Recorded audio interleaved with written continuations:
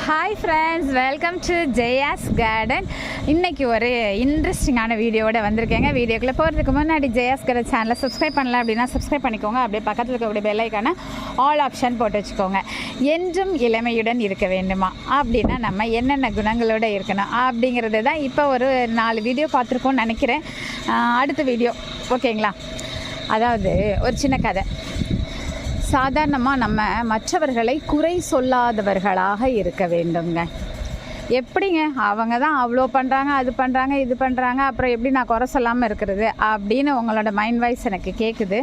ஆனாலும் நம்ம குறை சொல்லாமல் இருக்கணும் அப்படின்னு சொல்லி நம்முடைய நிறைய என்ன சொல்கிறது, நிறைய வழிகாட்டுதல் சொல்லக்கூடிய கவுன்சிலர் மீன்ஸ் வழிகாட்டுபவர்கள், ஆலோசனை கர்த்தாக்கள்லாம் நிறைய சொல்லியிருக்காங்க பெரியவங்கெல்லாம். எப்படி இருக்கக்கூடாதுன்னா, ஒருத்தர் வந்து ஒரு பெரிய அலுவலகத்தினுடைய உயர் அதிகாரி நடந்து போயிட்டு இருந்தார். அங்கே வந்து சரியாக மூடாமல் இருந்த ஒரு அந்த என்ன சொல்கிறது பாதாள சாக்கடை, அதில் வந்து அவர் விழுந்துட்டார். விழுந்த உடனே யாராவது உதவிக்கு வருவாங்களா அப்படின்னு சொல்லி அவர் கத்தி பார்க்குறாரு. அந்நேரம் அவருக்கு கீழே பணிபுரியக்கூடிய ஒருத்தர் வந்து அந்த வழியாக வந்துட்டு, ஏன் சார் அவ்வளோ ஆஃபீஸில் பேசுவீங்க, என்னென்னவோ பண்ணுவீங்க, என்னாச்சு, இது கூடவா உங்களுக்கு தெரில, கண்ணு தெரியலையா சார் அப்படின்னு சொல்லி கேட்டுட்டு அவருக்கு எந்த உதவியுமே செய்யாமல் போயிட்டாராம். எப்படி இருக்குது பாருங்கள். அதாவது அவருடைய அதிகாரியாக இருந்து அவர் செய்ய வேண்டிய கடமையில் அவரில் ஒரு சில கருத்து வேறுபாடுகள் இருந்திருக்கலாம், இல்லை நல்வழிப்படுத்த முயற்சி செஞ்சுருக்கலாம். அதை இவர் எப்படி எடுத்துக்கிட்டாரு? தவறாக எடுத்துக்கிட்டு ஆபத்து நேரத்தில் உதவ மனம் இல்லாமல் செஞ்சுட்டார். சரி, பக்கத்து வீட்டுக்காரர் அந்த வழியாக வந்தாராம். பார்த்துட்டு, என்னங்க நீங்கள் இது கூட தெரியாமல் உள்ளே போய் விழுந்திருக்கீங்க, அச்சோ இது என்ன இவ்வளோ நாத்தம் எடுக்குது, சரி பார்த்து வாங்க சார் அப்படின்னு சொல்லிட்டு மூக்கை பொத்திட்டு போயிட்டாராம். பாருங்கள், அவரவர்களுடைய காழ்ப்புணர்ச்சியை பயன்படுத்துவதற்கான நேரம் மற்றவர்களுடைய கஷ்டகாலம் அப்படின்னு நம்ம சில நேரங்களில் எடுத்துக்கிறோம். சில பேர் வந்து என்கிட்ட கூட பேசும்போது சொல்லுவாங்க, இப்படிப்பட்டவங்கெல்லாம் இப்படி இருக்காங்க. ஏன் நம்ம குழுவில் கூட சில பேர் ஒரு குழுவெல்லாம் வச்சுருக்கோம்ல, அதில் கூட சில மனஸ்தாபங்கள் வரும்போது சொல்லுவாங்க, அவங்க நல்லவங்க இல்லை, இவங்க நல்லவங்க இல்லை, இப்படி மற்றவர்களுடைய. நான் அப்போல்லாம் நினச்சிக்குவேன், யாருமே இந்த உலகத்தில் நல்லவங்க கிடையாது, சரிங்களா? நம்ம என்ன கடவுளாங்க? யாருமே நல்லவங்க கிடையாது. நம்ம ஏன் மற்றவர்கள்ட்ட உள்ள குறைகளை கண்டுபிடிக்கணும்? குறைகளை கண்டுபிடிக்கிறதுனால நமக்கு என்ன பிரயோஜனம்? அவங்களுக்கும் மன வருத்தம், நமக்கும் மன வருத்தம். நம்மளுடைய மனம் வருத்தம் ஆக ஆக மற்றவர்களை பற்றின நம்முடைய காழ்ப்புணர்ச்சி, பொறாமை, அவர்களை பற்றின எண்ணங்களை நமக்குள்ளே உருவாக்கி கொண்டே எதிர்மறையான எண்ணங்களை உருவாக்க உங்களுடைய உடல்நிலை எதிர்மறையாக போயிட்டுருக்குங்கிறத நீங்கள் மறந்துட்டீங்க. உங்களுடைய மனதிலே நீங்கள் என்னவெல்லாம் யோசிக்கிறீங்களோ அது சந்தோஷமாக எடுத்துக்கிட்டிங்கன்னா உங்களுடைய உடல் உறுப்புகள் சந்தோஷமாக இருக்கும், ஆரோக்கியமாக இருக்கும். நீங்கள் நீண்ட ஆயுளோட எந்த ஒரு நோய் நொடி இல்லாமல் இருக்கலாம். நம்ம மற்றவர்களை உதாரணத்துக்கு ஒன்று சொல்லணும்னா, ஒருத்தங்களை பற்றி நம்ம எப்போவுமே நெகட்டிவாக நினைக்கும் போது நமக்கு வந்து ஒரு வித மனக்கவலை, வயிற்றுக்குள்ளெல்லாம் என்னமோ பண்ணுற மாதிரி ஃபீல் பண்ணியிருக்கீங்களா? ஃபீல் பண்ணியிருக்கீங்கன்னா கண்டிப்பாக கமெண்ட் பாக்ஸில் சொல்லுங்கள். அது அல்சரை க்ரியேட் பண்ணும். ஸோ டென்ஷன் ஆகிறதும் கோவப்படுறதும் அல்சரை க்ரியேட் பண்ணும். ஸோ இப்படியே ஒவ்வொரு உறுப்புகளும் நம்மளுடைய ஒவ்வொரு விதமான உணர்வுகளுக்கு கட்டுப்பட்டு உடலை கெடுத்துக்கொள்கிறோம். அதனால் நம்ம மற்றவர்கள்ட்ட குறையே கண்டுபிடிக்கக்கூடாது, சரிங்களா? அப்புறமா அவர் எப்படி வெளியே வந்தாருன்னு நான் சொல்ல வேணாமா? அவர் உள்ளே இருந்தார். அந்நேரம் அவருடைய நண்பர் அந்த பக்கமாக வந்திருக்காரு. பார்த்த உடனே, என்னடா இப்படி ஆயிடுச்சு உனக்கு அப்படின்னு சொல்லிட்டு அவர் பேண்ட் ஷர்ட் அது எதையும் கலட்டில் வைக்கல, ஒன்றுமே பண்ணலை. அவருக்கு கை கூட கொடுக்கல. கை கொடுத்தா கூட அவர் பிடிச்சி கையே கொடுக்க முடியல, அந்த அளவுக்கு ஆழமாக உள்ளே கொஞ்சம் கொஞ்சமாக போய்கிட்டே இருந்தார்.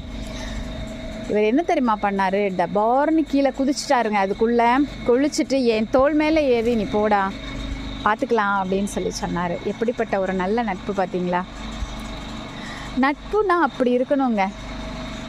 அப்படி மட்டும் இல்லை, ஒரு தவறான வழியில் ஒருத்தங்க போகிறாங்க அப்படின்னா அந்த தவறை சுட்டி காட்டக்கூடிய நண்பர்களாக இருக்கணும். நமக்கு உயிர் கொடுக்க வேணாம், தோள் கொடுக்குற நண்பர்களாக இருக்கணும். அப்படிலாம் யாருமே இல்லைங்க அப்படின்னு நீங்கள் சொல்கிறது எனக்கு கேட்குது. இருக்குங்க. அதை எப்படி நம்ம பெறுறது அப்படிங்கிறதுக்கு ஒரு விஷயங்களை நான் பின்னாடி பேச போகிறேன். அதுக்கு முன்னாடி ஒரு சின்ன திருக்குறள். வள்ளுவ பெருமான் அத்தனை வருடம் 2000 வருடங்களுக்கு முன்பே நட்பை பற்றி நிறைய சொல்லியிருக்காரு. அதில் ஒரே ஒரு விஷயம் இன்றைக்கி நான் வந்து எங்களுடைய அசம்பிளியில் வச்சு பிள்ளைங்களுக்கு சொன்னது, அந்த திருக்குறளை உங்களுக்கும் நான் சொல்லலாம் அப்படின்னு ஆசைப்படுறேன். நகுதல் பொருட்டண்டு நட்டல். சிரிக்கிறதுக்காகவும் ஜாலியாக இருக்கிறதுக்காகவும் டைம் பாஸ் பண்ணுறதுக்காகவும் நட்பு கிடையாதுங்க, சரிங்களா?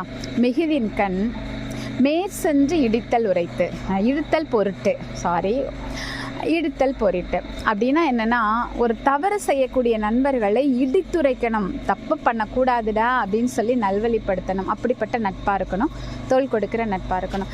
எங்கங்க இப்போல்லாம் யாரையுமே நம்ப முடியலைங்க அப்படின்னு தானே சொல்கிறீங்க. சரி, நம்பக்கூடிய உறவுகள் நமக்கு கிடைக்கணும் அப்படின்னா நம்புகிற மாதிரி நம்ம மனசுக்குள்ளே நினைக்கணுங்க. எப்போவுமே நான் சொல்கிறேங்கிறதுக்காகவாவது இன்னையிலேருந்து நீங்கள் ஒரு முடிவு பண்ணுங்கள். என்னவாக இருந்தாலும் யாரனாலும் நான் நம்புவேன். அந்த நம்புகிற விஷயத்தில் எனக்கு எந்த கெடுதலும் எதுவுமே நடக்காது, எல்லாரும் நல்லவங்க தான் இந்த உலகத்தில் அப்படின்னு சொல்லி பழகுங்க. நம்மளை சுற்றி எந்த கெடுதலும் வராதுங்க, யாராலையும் நமக்கு கெடுதல் வராதுங்க, யார்கிட்டையும் நம்மளால் தப்பே கண்டுபிடிக்க முடியாதுங்க. ஏன் அப்படின்னா நம்முடைய மூளை வந்துங்க எப்போவுமே நம்ம என்ன சொல்லி பழக்கப்படுத்துகிறோமோ நம்மளுடைய மனதில் அதை வந்து கரெக்டாக ஃபாலோ பண்ணும், சரிங்களா? நம்ம வந்து இந்த உலகத்தில் நிறைய நல்ல விஷயங்களும் பார்க்குறோம், கெட்ட விஷயங்களும் பார்க்குறோம். ஆனால் நல்ல விஷயங்களை எல்லாம் தூக்கி தூர போட்டுட்டு, நான் ஏற்கனவே முதல் தடவை சொல்லியிருக்கேன், முரமாக இருக்க போகிறீங்களா ஜல்லடையாக இருக்க போகிறீங்களான்னு. நல்ல விஷயத்தை தூக்கி போட்டுட்டு கெட்ட விஷயத்தை மட்டும் நமக்குள்ளே வச்சுக்கிட்டு இருந்தோம்னா நம்ம மூளை அப்படித்தாங்க வேலை செய்யும், சரிங்களா? இப்போ உதாரணத்துக்கு நான் வந்து சீக்கிரமாக எழுந்திரிச்சேன்னா எனக்கு ரொம்ப டயர்டாயிரும், அது வந்து உடம்புக்கு நல்லதில்லை அப்படின்னு நீங்கள் நினச்சிங்கன்னா உண்மையாகவே நீங்கள் நல்லா தூங்கலை, சீக்கிரமாக எழுந்திரிக்கிறீங்கன்னா அன்றைக்கி நாள் முழுக்க உங்களுக்கு சோம்பேறித்தனமும் டயர்டும் இருக்கும். அதனால் நான் எப்போ எழுந்திரிச்சாலும் ஒரு 4 மணி நேரம் தூங்கினாலும் சரி, 5 மணி நேரம் தூங்கினாலும் சரி, 2 மணி நேரமே தூங்கினா கூட நான் ரொம்ப ஹெல்த்தியாக இருப்பேன், என்னால் எல்லாமே செய்ய முடியும் அப்படின்னு சொல்லி பாசிட்டிவாக உங்ககிட்ட சொல்லிக்கிட்டே வாங்களேன். உங்கள் மூளை அதை கேட்டுட்டு உங்களுக்கு வந்து நீங்கள் ரொம்ப ஷார்ட்டாக ஒரு 4 மணி நேரம் தூங்கிட்டு எழுந்திரிச்சா கூட அன்றைக்கி டயர்டாகவே இருக்காது. ஏன்னா உங்கள் மூளை நீங்கள் என்ன சொல்லி பழக்கப்படுத்துகிறீங்களோ அதை தான் செய்யும். அப்போ நம்ம நல்ல விஷயங்களையே சொல்கிறது, மற்றவங்கக்கிட்ட குறை கண்டுபிடிக்கக்கூடாது அப்படின்லாம் நம்ம மூளைக்கிட்ட சொல்லிக்கிட்டே வந்தோன்னு வச்சுக்கோங்களேன், யார்கிட்டையும் உள்ள குறைகள் நமக்கு தெரியவே தெரியாதுங்க. அப்புறம் என்னங்க, எந்த ஒரு பிரச்சனையும் இல்லாமல் நம்ம ஹாப்பியாக இருந்தோம், எதுவுமே நம்ம மண்டைக்குள்ளே போகலை, எல்லாத்தையுமே நேர்மறை சிந்தனைகளோடையும் நற்சிந்தனைகளோடும் நேர்மறை எண்ணங்களோடுமே நம்ம வாழ பழகிட்டோம் அப்படின்னா நம்ம ஏங்க இளமையாக இருக்க மாட்டோம்? என்றும் இளமை தானே. இருக்க முயற்சி பண்ணுறீங்களா? கண்டிப்பாக முயற்சி பண்ணுவீங்கன்னு நம்புகிறேன். நானெல்லாம் அப்படி தாங்க, எதுக்காகவும் கவலைப்படுறதில்ல. என்ன வந்தாலும் ஒரு விஷயம் நம்ம வந்து நல்லா புரிஞ்சுக்கணும், இந்த உலகத்தில் நம்ம எதுக்காக படைக்கப்பட்டோம், எதற்காக நம்ம இந்த உலகத்துக்கு வந்தோம் அப்படிங்கிறத நம்ம புரிஞ்சுக்கணும். அது வந்து என்ன நடந்தாலும், அது நன்மையோ தீமையோ கெடுதலோ அவமானமோ வக்கிரமோ எதுவாக வேணா இருக்கட்டும், அது எல்லாமே ஏதோ ஒரு நல்ல விதமான ஒரு செயல் நடக்க போகுது அப்படிங்கிறதுக்கான ஒரு விஷயந்தான். அப்படி நம்ம எல்லா கஷ்டங்களையும் எல்லா அவமானங்களையும் எல்லா ஒரு நம்பிக்கை துரோகங்களையும் எடுத்துக்க பழகிட்டோன்னு வச்சுக்கோங்களேன், அதுக்கப்புறம் நமக்கு வந்து என்ன சொல்கிறது, எதுவுமே நமக்கு ஈஸியாக இருக்கும். ஏன்னா நம்மளோட பர்பஸ் என்ன, இந்த உலகத்துக்கு நம்மளை கடவுள் ஏன் கொண்டு வந்தாரோ அப்படிங்கிற பர்பஸ் நடக்கிறதுக்காக எல்லா கஷ்டங்களும் எல்லாமே நடக்கும். ஆனால் நம்ம பர்பஸ் என்னவோ அதை நம்ம அடைந்தே தீர்வோம், சரிங்களா? கண்டிப்பாக இதில் ஏதோ ஒரு வார்த்தை உங்களுடைய வாழ்க்கையை மாற்றக்கூடியதாக இருக்கும் அப்படின்னு சொல்லி நம்புகிறேன். என்னுடைய வார்த்தை உங்கள் மனதோடு பேசியிருந்தால், அதை நீங்கள் ஃபாலோ பண்ணுறேன்னு முடிவு பண்ணியிருந்தா கண்டிப்பாக கமெண்ட் பாக்ஸில் சொல்லுங்கள். இதுபோல் வீடியோக்கள் தொடர்ந்து அப்படி கொடுக்கறதுக்கு எனக்கு கொஞ்சம் தூண்டுதலாக இருக்கும், சரிங்களா? என்றும் இளமையுடன் இருக்க வேண்டுமா? மற்றவர்களிடம் குறை கண்டுபிடிக்காமல், நம் மனதிலே எந்த ஒரு எதிர்மறையான சிந்தனைகளும் இல்லாமல் நற்சிந்தனையோடு இருப்போம். இந்த ஒரு சின்ன விதையை, சிந்தனை அப்படிங்கிற விதையை, நற்சிந்தனை அப்படிங்கிற விதையை உங்ககிட்ட நான் இப்போ தூவியிருக்கேன் இந்த அழகான கார்டனில் இருந்து. அந்த நற்சிந்தனையை, அந்த நற்விதையை அழகாக வளர்த்தெடுத்து மரமாக ஆக்கி அதை பயனுள்ளதாக மாற்றக்கூடிய பொறுப்பு உங்கள்கிட்ட வீட்டுக்கிட்டு நான் கிளம்புறேன், சரிங்களா? பிடிச்சிருக்கா? பிடிச்சிருந்தது அப்படின்னா கண்டிப்பாக நம்ம மற்றவர்களுக்கு ஷேர் பண்ணி அவங்களும் நலமோடு இருக்க உதவ வேண்டாமா? எல்லாரும் இளமையோடு இருந்தால், எல்லாரும் மகிழ்ச்சியோடு இருந்தால் சந்தோஷம் தானேங்க. ஓகே, பாய்.